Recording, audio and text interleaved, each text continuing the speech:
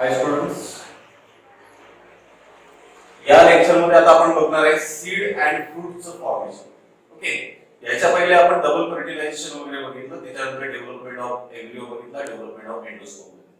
Right, आता यामध्ये आपल्याला बघायचं की सीडचं आणि फ्रूटचं फॉर्मेशन कसं होतं. आता प्रत्येक लिव्हिंग ऑर्गॅनिझम जो काही आहे तर त्या लिव्हिंग ऑर्गॅनिझम मध्ये ओके त्याला जे ऑफस्प्रिंग्स तयार करायचे असतात, त्याला जे प्रोजेनीज प्रोड्यूस करायचे असतात, ओके त्याच्यासाठी सगळ्यात महत्त्वाचं जे काही आहे तर रिप्रोडक्शन होणे. ओके, हे फार महत्त्वाचं असते. आणि यामध्ये जर समजा आपण बघितलं तर सेक्शुअल रिप्रोडक्शन जे काही आहे ऑल लिव्हिंग ऑर्गॅनिझम मध्ये होतं. Okay, it takes place in all living organism along with the plants मध्ये पण ते होत असतं. राईट, आता आपण जेव्हा बघितलं होतं की पॉलिनेशन होतंय, पॉलिनेशन झाल्याच्या नंतर काय होतं, फर्टिलायझेशन.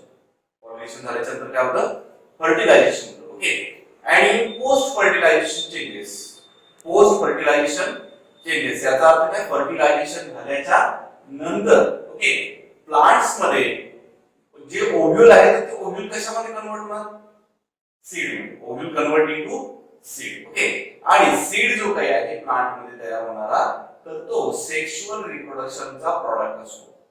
कोणाचा प्रॉडक्ट असतो, सेक्शुअल रिप्रोडक्शनचा प्रॉडक्ट असतो. ओके, आणि मग फ्लावरिंग प्लांट्स मध्ये जर समजा आपण बघितलं तर प्री रिक्विसाइट आपण काय बोलतो होतो की pollination is considered as pre requisite. Okay, pollination झाल्याच्या नंतर त्या प्लांट्स मध्ये त्या फ्लावरच्या पार्ट्स पासून ओके काय तयार होईल, ओव्हरी पासून सीड तयार होईल, आणि सॉरी ओव्ह्यूल पासून सीड तयार होईल आणि ओव्हरी पासून फ्रूट तयार होईल. Okay, ovule changes into seed and ovary changes into fruit. Okay, आता याच्यामध्ये जर समजा आपण बघितलं after fertilization ovule converts into seed. जर समजा ओव्ह्यूल कशामध्ये कन्वर्ट होत असेल, सीड मध्ये कन्वर्ट होत असेल, आणि आपण तिथे बघितलं होतं in anatropous ovule as I discussed here. Okay, integuments are present. Integuments, okay, how many integuments are there, 2 integuments. Okay, outer integuments converts into outer seed pod. Okay, and inner integument converts into inner seed pod. outer integument जो काही आहे तर outer integument काय तयार करणार, सीडचा outer coat, outer covering तयार करणार, आणि त्या आउटर कोटला, आउटर कव्हरिंगला आपण काय म्हणणार, टेस्टा. ही टेस्टा कसा असला पाहिजे, ओके टेस्टा हार्ड असतो. ओके, जनरली तो कसा असतो, हार्ड असतो, हार्ड कव्हरिंग आहे कोणाची, सीडची. ओके, त्याला आपण काय म्हणतो, टेस्टा. कशापासून तयार झाला, आउटर इंटिग्युमेंट. आउटर इंटिग्युमेंट कुठे होता, ओव्ह्यूल. कुठे होता, ओव्ह्यूल. ओके, तसंच सेम जर आपण बघितलं की इनर इंटिग्युमेंट आहे, इनर इंटिग्युमेंट जो काही आहे तर तो इनर इंटिग्युमेंट काय कशामध्ये कन्वर्ट होईल, इनर सीड कोट मध्ये कन्वर्ट होईल. ओके, आणि त्या इनर सीड कोटला आपण तिथे सायंटिफिक टर्म जे आहे त्याला म्हणतात टेगमेंट. आता टेगमेंट जे काही आहे तर ते कसं असतं पाहिजे, थीन असतं पाहिजे. ओके, मेम्ब्रेनस असतं पाहिजे, thin and membranes. Okay, structure ते असतं. राईट, त्याच्यानंतर जर समजा आपण बघितलं की काही प्लांट्सच्या जनरा जे काही आहेत, genera okay in some genera of the plants okay nucellus remains after fertilization, persist after fertilization. Remain म्हणजे तसाच्या तसाच राहतो, तो परसिस्ट होतो म्हणजे तो तसाच तसा सेम आपल्याला ॲज इट इज दिसू शकतो काही प्लांट मध्ये, काही प्लांटच्याच जनरामध्ये आपण जर बघितलं तर. मग असे कोणते प्लांट्स आहेत, अशा कोणत्या प्लांटचे जनरा आहेत तर ते आहेत ब्लॅक पेपर आणि बीट. ओके, मग जेव्हा हा न्यूसेलस तसाच्या तसाच परसिस्ट होत असेल then this is considered as perisperm. तेव्हा त्याला काय कन्सिडर करायचं, पेरिस्पर्म कन्सिडर करायचं. ओके, ही टर्म लक्षात घ्या. राईट, मग आता त्याच्यानंतर आपण बघूया टाइप्स ऑफ सीड्स. आता तुम्हाला हे माहिती की डायकॉट आणि मोनोकॉट, बरोबर आहे. डायकॉट आणि मोनोकॉट कोणत्या बेसवर, त्याच्या एम्ब्रियो मध्ये किती कॉटिलिडॉन्स आहे त्याच्या बेसनुसार काय आपण म्हणतो, डायकॉट्स आणि मोनोकॉट्स. 2 कॉटिलिडॉन्स असतील तर डायकॉट, ओके 1 सिंगल कॉटिलिडॉन असेल तर मोनोकॉट आपण म्हणतो. पण इथे त्याचे काही टाइप्स ऑफ सीड्स आहेत. Okay, it is these categories okay or these types of seeds on the basis of present or absent of endosperm in that seed. Endosperm present असेल किंवा एंडोस्पर्म अब्सेंट असेल यानुसार आपण काय केलंय, सीड्सला 2 टाइप्स मध्ये divide केले. ओके, मग आता पहिला जो काही टाइप आहे आपल्याला इथे दिसतोय एंडोस्पर्मिक सीड और अल्ब्युमिनस सीड. ओके, आणि दुसरा जो काही टाइप आपल्याला इथे दिसतोय नॉन एंडोस्पर्मिक सीड किंवा एक्स अल्ब्युमिनस सीड. ओके, मग आता सगळ्यात पहिल्यांदा लक्षात ठेवा एंडोस्पर्म काय तुम्हाला सगळ्यांना माहिती आहे. एंडोस्पर्म काय, endosperm is considered as nutritive tissue which provides nourishment to the developing embryo. Okay, तर तो असतो एंडोस्पर्म. मग आता काही सीडचं जेव्हा डेव्हलपमेंट सुरू असतं, एम्ब्रियोचं जेव्हा त्याच्या आतमध्ये डेव्हलपमेंट सुरू असतं, ओके, तर ते डेव्हलपमेंट सुरू असताना तो जो काही एम्ब्रियो आहे तर तो एम्ब्रियो एंडोस्पर्म पासून काय घेतो, न्यूट्रिशन घेतो, बरोबर आहे. पण न्यूट्रिशन घेत असताना, नरिशमेंट घेत असताना, ओके, काही प्रमाणामध्ये पार्शियलीच ते न्यूट्रिशन घेणार. कोणाकडनं, एंडोस्पर्म कडनं पार्शियली न्यूट्रिशन घेणार. की आता पार्शियली न्यूट्रिशन जर घेत असेल तर आपल्याला तयार होणाऱ्या सीड मध्ये एंडोस्पर्म हा काही प्रमाणामध्ये तिथे रिमेन असलेला दिसेल. ओके, त्या सीड मध्ये एंडोस्पर्म हा काही प्रमाणामध्ये partially remains in that seed. Okay, this type of seed is known as endospermic seed or albuminous seed. तर अशा टाइपच्या सीड्सला आपण काय म्हणायचं, एंडोस्पर्मिक सीड किंवा अल्ब्युमिनस सीड. आणि त्याचे एक्झाम्पल कोण आहेत, कॅस्टर, कोकोनट आणि मेज. कॅस्टर मध्ये, कोकोनट आणि मेज मध्ये जर समजा आपण बघितलं तर आपल्याला तिथे एंडोस्पर्म हा थोड्याशा प्रमाणामध्ये, ओके, रिमेन असलेला दिसेल. Okay, this is considered as endospermic or albuminous seed, right. Now the second category which is known as non endospermic seed or ex albuminous seed. Okay, here आता इथे लक्षात द्या की जेव्हा एम्ब्रियोची डेव्हलपमेंट होत असते, एम्ब्रियोची डेव्हलपमेंट होत असताना एंडोस्पर्म कडे, ओके, पूर्णच्या पूर्ण जे काही काय आहे न्यूट्रिशन विड्रॉल करण्याचं काम, ओके, इथे त्या एम्ब्रियोचं असतं. एम्ब्रियो काय करतोय, total nourishment withdrawal from this endosperm. त्याच्याकडे काही शिल्लक उरत नाही. म्हणजे एंडोस्पर्म शिल्लक उरला का नाही. ओके, याचा अर्थ काय की ज्या सीड्स मध्ये, okay, endosperm not remains, okay, in those seeds is considered as non-endospermic seeds or X-albuminous seed. इथे एंडोस्पर्म उरला नाही. Here endosperm is absent. Here endosperm is present. Okay. आणि मग non-endospermic किंवा X-albuminous seeds चे एक्झाम्पल काय, P आणि bin. P आणि बीन मध्ये तुम्हाला एंडोस्पर्म उरलेला दिसणार नाही. ओके, मग आपण त्याला काय म्हणतो, नॉन एंडोस्पर्मिक सीड म्हणतो. ओके, आता इकडे लक्ष द्या की ही आहे एक डायग्राम. ओके, बीन सीड म्हणजे डायकॉट सीडची ही डायग्राम मी स्केच केली. ओके, लेबलिंग राखले. ओके, मग आता इथे लक्षात द्या की हे सीडचं जे काही स्ट्रक्चर आहे तर सीडचं स्ट्रक्चर, मग सीडचं आपण त्याला काय केलं, थोडंसं असं, ओके, त्याला ओपन केलं. आणि ओपन केल्याच्या नंतर या सीडच्या जवळ आपल्याला काय दिसणार, ओके, त्याची काही आउटर कव्हरिंग दिसणार. तर याला काय कन्सिडर करायचं, seed coat. Okay, this is considered as seed coat as I told you here. Testa and tegmen. Outer असेल तर आउटर सीड कोट म्हणजे टेस्टा, इनर असेल तर इनर सीड कोट म्हणजे काय, टेगमेंट. ओके, हे झालं सीड कोट. त्याच्यानंतर सीड कोटच्या आतमध्ये आपण गेलो. ओके, तर आता हे डायकॉटची सीड असल्यामुळे इकडे कॉटिलिडॉन आहे आणि इकडे कॉटिलिडॉन आहे. ओके, म्हणजेच हे लेबलिंग काय झालं, कॉटिलिडॉन्स. हे दोन आहेत म्हणून आपण त्याला कॉटिलिडॉन्स दिलं. ओके, त्याच्यानंतर हा जो काही पोर्शन इथे आहे, ओके, हा जो काही पोर्शन आहे हा एम्ब्रियोचा पार्ट आहे. ओके, आणि या एम्ब्रियोच्या या पार्टला आपण रॅडिकल म्हणायचं. काय म्हणायचं, रॅडिकल. की तुम्हाला माहिती की रॅडिकल पासून काय तयार होतात, रूट तयार होतात, राईट. त्याच्यानंतर हा जो काही पार्ट आहे याला काय म्हणायचं, हायपोकॉटाईल. काय म्हणायचं, हायपोकॉटाईल. ओके, आणि वरचा जो काही पार्ट आहे त्याला काय म्हणायचं, इपिकॉटाईल. इपिकॉटाईल. ओके, आणि या ओव्हरऑल पार्टला आतमधल्या, ओके, त्याला काय म्हणायचं, एम्ब्रियो. काय म्हणायचं त्याला, एम्ब्रियो. ओके, लक्षात घ्या जेव्हा काही सीड्स मध्ये, ओके, ज्या सीड्स मध्ये एंडोस्पर्म उरलेला नाहीये, मग आता जी काही मटेरियल आहे, एनर्जी जी काही आहे, ओके, तर ती एनर्जी कुठून मिळणार.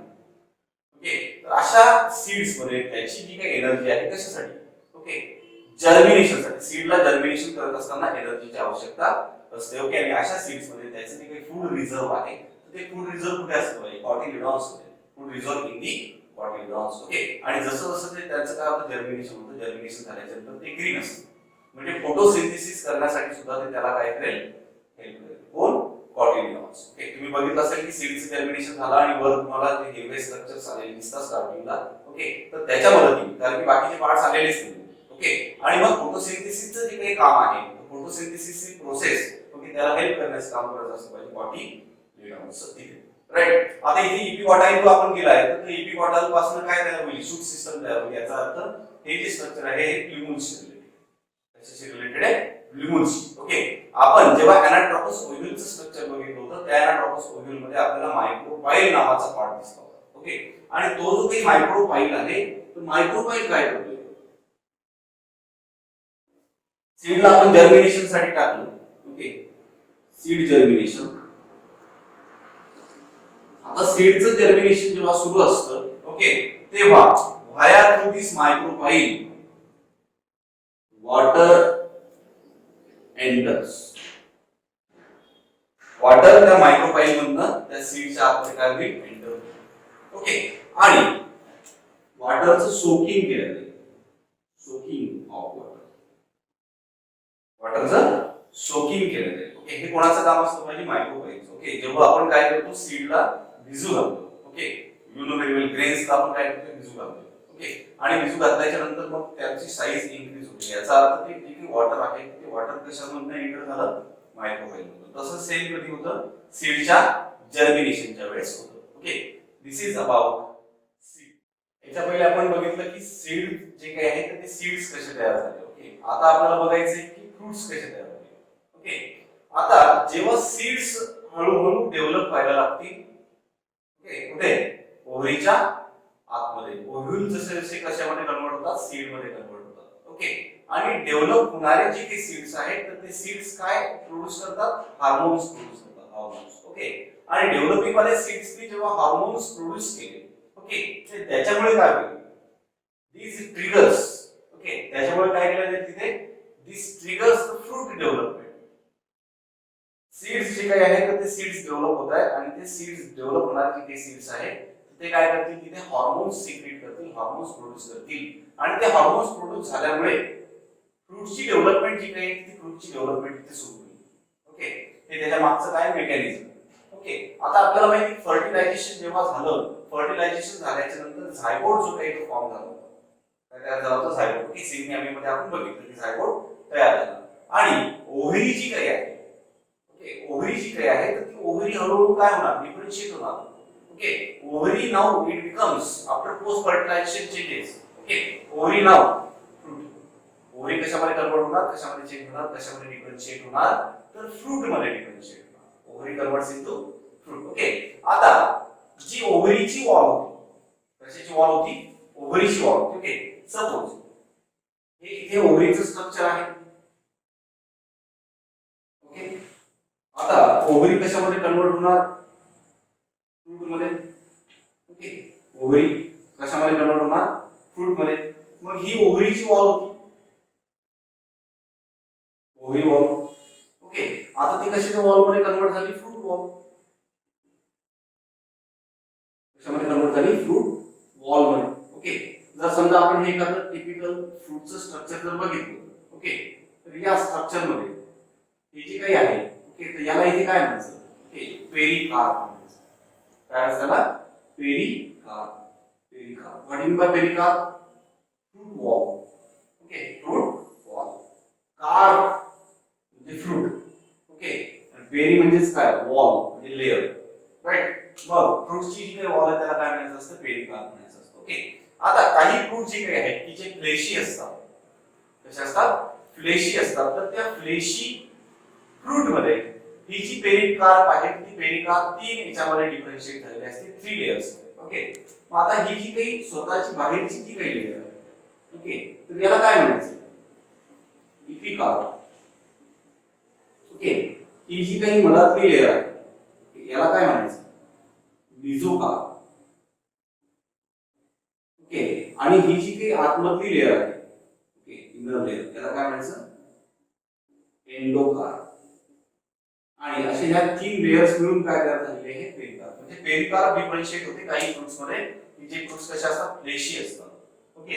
3 याच्यामध्ये 3 लेयर्स मध्ये, epicarp, mesocarp and endocarp. Okay. आणि असे जे काही फ्लेशी फ्रुट्स आहेत त्याचे एक्झाम्पल्स आपल्याकडे मँगो आणि त्याच्यानंतर कोकोनट आहे. ओके. आता हे स्ट्रक्चर मी मँगो इथे काढले. ओके. त्याच्यामध्ये तुम्हाला पेरिकार्प 3 लेयर्स मध्ये डिफरन्शिएट झालेली दिसणार. ओके. हे झालं आपल्या फ्रूट बद्दल. ओके. आता सीड आणि फ्रूटचे या दोघांचंही सिग्निफिकन्स आपल्याला बघायचं. ओके. सीड अँड फ्रूट या दोघांचे सिग्निफिकन्स आपल्याला बघायचे. आता लक्षात घ्या फ्रूट जे काही ते फ्रूट काय करतं, ओके, त्याचा सिग्निफिकन्स काय असतं. ओके, फ्रूट जे काही आहे ते नरिशमेंट प्रोव्हाइड करत असतं. ओके, नरिशमेंट प्रोव्हाइड करणार. कोणाला नरिशमेंट प्रोव्हाइड करणार? डेव्हलपिंग सीड्सला. डेव्हलप होणाऱ्या सीड्सला नरिशमेंट प्रोव्हाइड करण्याचं काम कोणाचं असतं? फ्रूट्सचं असतं. ओके, त्यानंतर जेव्हा फ्रूट्स हे इमॅच्युअर असतात, ओके, फ्रूट्स कसे असतात? इमॅच्युअर असतात. याचा अर्थ ते अजून मॅच्युअर झालेले नाही, पिकलेले नाहीये. त्या कंडिशन मध्ये ओके सीड्सला प्रोटेक्शन प्रोव्हाइड करण्याचं काम कोणाचं असतं? Fruits. Okay, fruits protect seeds in immature condition. जेव्हा फ्रूट्स हे इमॅच्युअर कंडिशन मध्ये असतात आणि सीड्स हे इमॅच्युअर कंडिशन मध्ये असतील तेव्हा त्या सीड्सला फ्रूट्स काय करतात? प्रोटेक्शन प्रोव्हाइड करतात. ओके, त्याच्यानंतर as I told you in seed जी काही आहे तो सीड काय असला पाहिजे? ओके, सेक्शुअली रिप्रोडक्शन जेव्हा होतं प्लांट्स मध्ये, सेक्शुअल रिप्रोडक्शन झाल्याच्या नंतर तो प्रॉडक्ट असला पाहिजे. सेक्शुअल रिप्रोडक्शनचा प्रॉडक्ट म्हणजे कोण? सीड. आणि जेव्हा आपण या सीड्सला काय करतो? पेरतो. ओके, म्हणजे त्याचं आपण जर्मिनेशन करतो. ओके, मग त्याच्यापासून नवीन प्लांट तयार होतात. That's why seeds considered as propagating organs. Propagating organs. Seeds लावल्याच्या नंतर नवीन प्लांट्स आपल्याला मिळतात, याचा अर्थ ते प्रोपेगेशन करतात. Okay, that's why it is considered as propagating organs. Okay, त्यानंतर सीड्स आणि फ्रूट्स मध्ये okay from one place to another place त्याला ट्रान्सफर व्हायचंय. ओके, आणि मग हे ट्रान्सफर होत असताना okay from one place to another place या ट्रान्सफरला आपण इथे डिस्पर्सल म्हणतो. त्यानंतर आपण त्याला डिस्पर्सल, मग ते सीड्स असेल किंवा ते डिस्पर्सल कोणाचं असेल? फ्रूट्स असेल. ओके, मग याच्यासाठी त्यांच्यामध्ये काही वेगवेगळे डिव्हाइसेस असतात. Okay, different type of structures are developed in seeds and fruits. Okay, for dispersal. Okay, for dispersal. तर मग हे डिस्पर्सल जे काही ते डिस्पर्सल सिग्निफिकन्स काय आहे? ओके, सिग्निफिकन्स का असलं पाहिजे? डिस्पर्सल हे सिग्निफिकन्स आहे. ओके, सिग्निफिकंट असलं पाहिजे. का? कारण काय? सीड्स आणि फ्रूट्स जोपर्यंत डिस्पर्स होणार नाही. ओके, आता लक्षात घ्या की काही आपल्याकडे सीड्स आहेत. आता सीड्स जे काय, आता आपण जर समजा फॉर एक्झाम्पल शेतीमध्ये वगैरे गेलो, ओके, शेतात गेल्याच्या नंतर किंवा आपण कुठेतरी असं फिरायला गेलो, ओके, जंगलामध्ये वगैरे जर गेलो तर आपल्या शर्टाला आणि पॅन्ट्सला, कपड्यांना ओके काहीतरी सीड्स लागून येतात.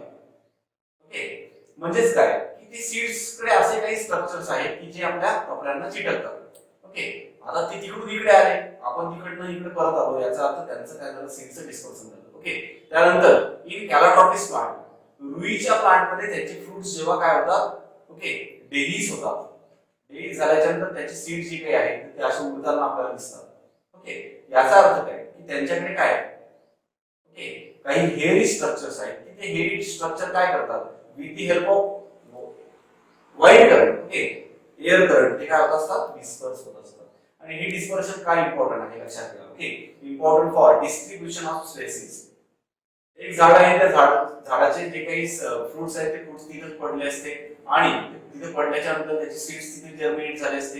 याचा अर्थ काय? तेवढ्याच पर्टिक्युलर एरियामध्ये त्याच प्लांटच्या स्पेसिस तिथे आपल्याला जास्तीत जास्त ओव्हर क्राउडेड त्यांचं झालेलं दिसलं असतं. Okay, prevent this over crowdation. Okay, there and distribution of the species. Okay, खूप साऱ्या नंबर मध्ये त्या स्पेसिस आहेत त्या प्लांटच्या. ओके, तर त्या डिस्ट्रीब्यूट करण्याचं जे काही काम आहे इम्पॉर्टंट, ओके, जो काही रोल आहे तो कोणाचा आहे? डिस्पर्सलचा. Okay, now the next significance which is known as dormancy. Dormancy म्हणजे काय लक्षात घ्या. ओके, जे काही व्हायबल सीड्स असतात, व्हायबल सीड जे काही आहेत ते व्हायबल सीड्स ओके सर्वाइव्ह करत असतात. ओके, त्या व्हायबल सीड्सला जर समजा आपण जर्मिनेशन साठी टाकलं तर त्याच्यापासून नवीन प्लांट आपल्याला निघताना दिसतील. पण in some cases okay unfavourable condition मध्ये ते स्वतःला टाईड ओव्हर करतात. ओके, ऍडव्हर्स कंडिशन मध्ये ते स्वतःला काय करतात? टाईड ओव्हर करतात. ओके, आणि कधीपर्यंत करतात? जोपर्यंत त्याला फेवरेबल कंडिशन मिळणार नाही तोपर्यंत ते स्वतःला काय करतात? ओके, तिथे अडॅप्ट करून ठेवतात. राईट, स्वतःला टाईड ओव्हर करून ठेवतात. कधी? ऍडव्हर्स कंडिशन मध्ये. Dormancy means what? A state of metabolic arrest. Okay, facilitate survival of organisms in adverse condition. स्वतःला ऑर्गॅनिझमला सर्वाइव्ह करण्यासाठी ओके काय केलेलं असतं? स्वतःमध्ये त्यांनी मेटाबॉलिक स्टेट असते की ते स्वतःला अरेस्ट करते, तात्पुरती इनहिबिट करते. ओके, कधी? In adverse condition. आणि जेव्हा त्याला फेवरेबल कंडिशन मिळेल तेव्हा ते काय होत असतं, ओके, ग्रो होत असतं किंवा मग ते सर्वाइव्ह कंटिन्यू करत असतं, राईट. ओके, याला आपण काय म्हणतो, डॉर्मन्सी. एक एक्झाम्पल मी तुम्हाला प्रोव्हाइड करतो. पावसाळा सुरू झाला, ओके, आणि पावसाळा सुरू झाल्याच्या नंतर एखादा पाऊस पडला आणि मग आपण शेतकऱ्यांनी आपलं काय केलं, सीडचं जर्मिनेशन साठी सीडला टाकून दिलं, म्हणजे पेरलं. ओके, पेरल्याच्या नंतर पाऊस आलाच नाही काही दिवस. ओके, पाऊस काही दिवस आला नाही तर मग काही सीड्सकडे असं डॉर्मन्सीची कॅपॅसिटी असते, ॲबिलिटी असते की जोपर्यंत त्याला फेवरेबल कंडिशन मिळणार नाही तोपर्यंत त्याला स्वतःला, ओके, काय करतो, तो मेटाबॉलिक अरेस्ट स्टेट मध्ये ठेवतो. म्हणजे अनफेवरेबल ऍडव्हर्स कंडिशन मध्ये तो स्वतःला, ओके, मेटाबॉलिक अरेस्ट फेज मध्ये ठेवतो. आणि जशी त्याला फेवरेबल, म्हणजे पुन्हा एकदा जेव्हा पाऊस येईल, ओके, तेव्हा तो स्वतःचं जर्मिनेशन करतो. Okay, this is known as dormancy, and dormancy is very, okay, play important role, great role